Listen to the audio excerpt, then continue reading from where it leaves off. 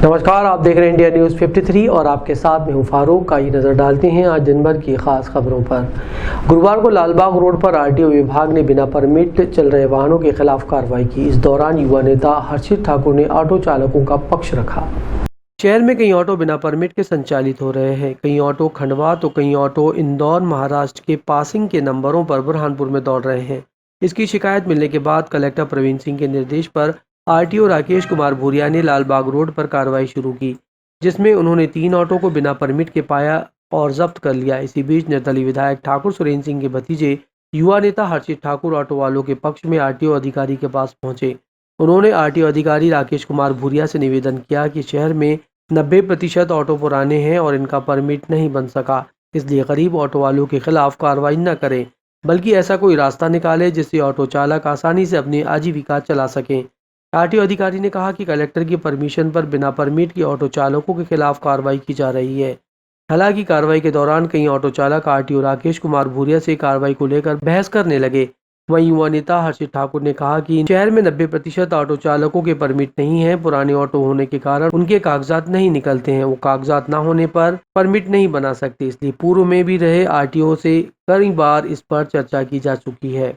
Collector महोदय द्वारा निर्देशित किया गया है कि शहर में जो भी यातायात चल रहे हैं परिवहन के लिए उनकी चेकिंग की जाए और उनमें अगर किसी प्रकार के डॉक्यूमेंट में किसी प्रकार की कमी हो तो उनके ऊपर कार्रवाई की जाए। तो उसी के अंतर्गत हम कार्रवाई कर रहे हैं और अभी तक 3 ऑटो जब्त किए हमने और चालानी कार्रवाई चल रही है। समय समय पे बीच में चलती रहेगी कार्रवाई। कलेक्टर महोदय को इसी के संबंध में शिकायत प्राप्त हुई है और उन्होंने चेकिंग के निर्देश दिए हैं, तो हम लगातार चेकिंग कर रहे हैं और ऐसे अगर कोई पाया जाता है ऑटो बाहर का तो उसको सीधे जब्त किया जाएगा।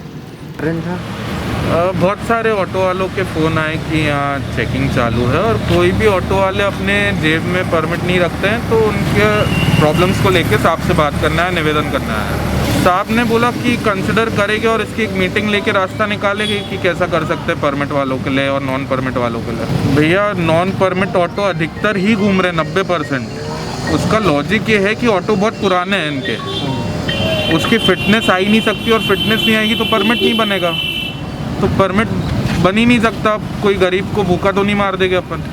गुरुवार को जिला पंचायत सभागृह में पावरलूम बुनकर संघ और बुनकर कल्याण संघ के पदाधिकारियों और टेक्सटाइल एसोसिएशन पदाधिकारियों की एक बैठक आयोजित की गई। शहर में पावरलूम मालिकों की समस्याओं को देखते हुए जिला पंचायत सभागृह में गुरुवार को पावरलूम बुनकर संघ, बुनकर कल्याण संघ और टेक्सटाइल एसोसिएशन की एक मीटिंग आयोजित की गई, जिसमें बुनकर संघ, बुनकर कल्याण संघ, टेक्सटाइल एसोसिएशन के सभी पदाधिकारी मौजूद रहे।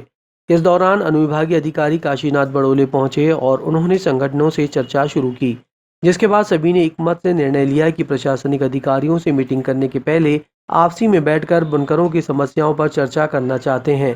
पहले आपसी में ही समस्या का समाधान निकालने का निर्णय लिया गया। इसके बाद बचे हुए बिंदुओं पर जिला प्रशासन के अधिकारियों के साथ मीटिंग रखी जाएगी। गौरतलब है कि बुरहानपुर में पावरलूम बुनकरों की स्थिति दयनीय बनी हुई है। बुनकरों के बिल बढ़े हुए आ रहे हैं। कई बुनकरों को कच्चा माल नहीं मिल रहा है। बुनकर अपने लूम तोड़कर आर्थिक तंगी के कारण कबाड़ में इसको बेचने पर मजबूर हैं। इतना ही नहीं, कई बुनकरों के लूम बंद पड़े हैं और वो दूसरी जगह जाकर मजदूरी करने पर मजबूर हैं। ऐसे कई ज्वलंत बिंदुओं पर इस मीटिंग में चर्चा होना थी, लेकिन आपसी में ये तय किया गया कि सबसे पहले बुनकर संघ टेक्सटाइल एसोसिएशन आपस में ही चर्चा करेगा। बुनकर कल्याण संघ के अध्यक्ष एहकाम अंसारी और टेक्सटाइल एसोसिएशन के पदाधिकारियों ने कहा कि हम आपसी में चर्चा कर सारे बिंदुओं का हल निकालने का प्रयास करेंगे। आज टेक्सटाइल एसोसिएशन एवं बुनकर संघ के समन्वय की मीटिंग रखी गई थी, जो कलेक्टर साहब द्वारा बुलाई गई थी। इसमें बुनकर संघ की तरफ से ये प्रस्ताव आया कि पहले हम लोग आपस में बैठ के तय कर लें, फिर कलेक्टर साहब के पास आए। उनके इस प्रस्ताव को हम लोगों ने मंजूर किया और वो अब आएंगे हमारे पास, जब बैठ के बात कर लेंगे। अपना पावरलूम बुनकर कल्याण समिति और बुनकर संघ और टेक्सटाइल एसोसिएशन के माध्यम से एक मीटिंग जो कलेक्टर कार्यालय में आयोजित की है, इसमें हमने आपस में तय किया है कि किसी भी तरह की कोई भी समस्या आपस में बैठ के हल करें और इस मामले को आपस में बैठ के हल किया जा सकता है। कोई बड़ी बात नहीं है और आपस में हम लोग ने एक दूसरे से बात कर भी लिए हैं और मालिक चाहे तो इसका हल भी निकल आएगा। इसमें हमको किसी प्रकार की कोई तकलीफ भी नहीं आने की, क्योंकि ये लोग भी सुलझे हुए हैं, हम लोग भी सुलझे हुए हैं। तकलीफ है जिसकी ये वो समझते हैं, क्योंकि उन लोगों से ये भी जुड़े हैं और इनसे हम जुड़े हुए हैं। तो हर मामले का हल है आपस में बैठकर कर लिया जाएगा। ये बुनकर संघ और टेक्सटाइल एसोसिएशन की मीटिंग थी कुछ मुद्दों को लेके। पर चूँकि ये हुआ कि यहाँ तक मुद्दा आना ही नहीं चाहिए, ये लोग आपस में बैठ के ही जहाँ तक कुछ समस्याएं हैं उनका निदान कर लेंगे। ठीक है। शहर के पांडुमाल चौराहे से भाई साहब की हवेली मार्ग पर रेत परिवहन के वाहनों से रोजाना जाम लगने लगा है। रहवासियों ने रेत परिवहन का समय रात्रि में रखे जाने की मांग की है। शहर के अंदरूनी मार्ग पहले से ही छोटे हैं। यदि कोई एक वाहन भी इन मार्गों पर 1 मिनट के लिए भी खड़ा हो जाता है तो घंटों जाम लग जाते हैं। कुछ ऐसा ही हुआ पांडुमाल चौराहा भाई साहब की हवेली के पास, जहां पर रेत से भरे ट्रैक्टर खड़े हो गए, जो लगभग 1 घंटे तक जाम की स्थिति बनी रही, जिससे कई वाहन घंटों तक जाम की स्थिति में फंसे रहे। स्थानीय लोगों का कहना है कि रेत परिवहन का समय रात में किया जाए। दिन भर रेत के ट्रैक्टरों के कारण रोज जाम की स्थिति बन जाती है। ऐसे में कोई भी यातायात का जवान या पुलिस जवान नहीं होता है, इसलिए घंटों जाम लगा रहता है। शहर के तहसील कार्यालय में पार्किंग व्यवस्था न होने से आए दिन तहसील में आने वाले पक्षकार और अफसरों के साथ कर्मचारियों को परेशान होना पड़ रहा है। शहर के बीचों बीच स्थित तहसील परिसर में रोजाना सैकड़ों लोग अपने वाहनों के साथ आते हैं, लेकिन स्थायी रूप से पार्किंग व्यवस्था न होने के कारण पूरे तहसील परिसर में वाहनों का जमावड़ा लग जाता है, जिससे कई बार कर्मचारियों के साथ अधिकारियों को भी परेशानियों का सामना करना पड़ता है।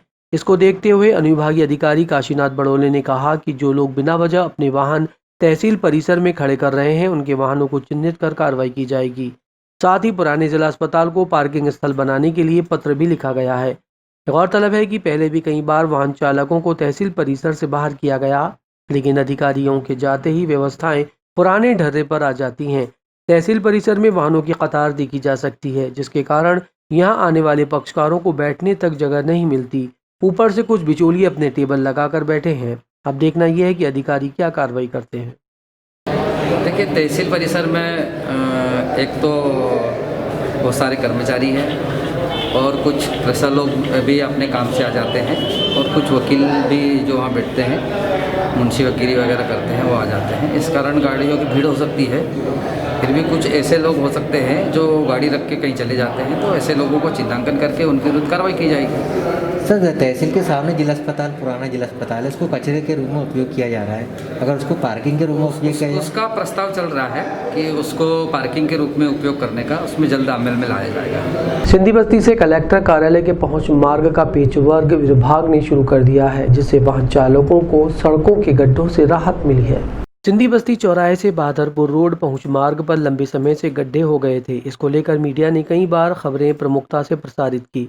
इसको देखते हुए संबंधित विभाग ने इसे गंभीरता दिखाते हुए इस मार्ग का पेच वर्क का काम शुरू कर दिया है।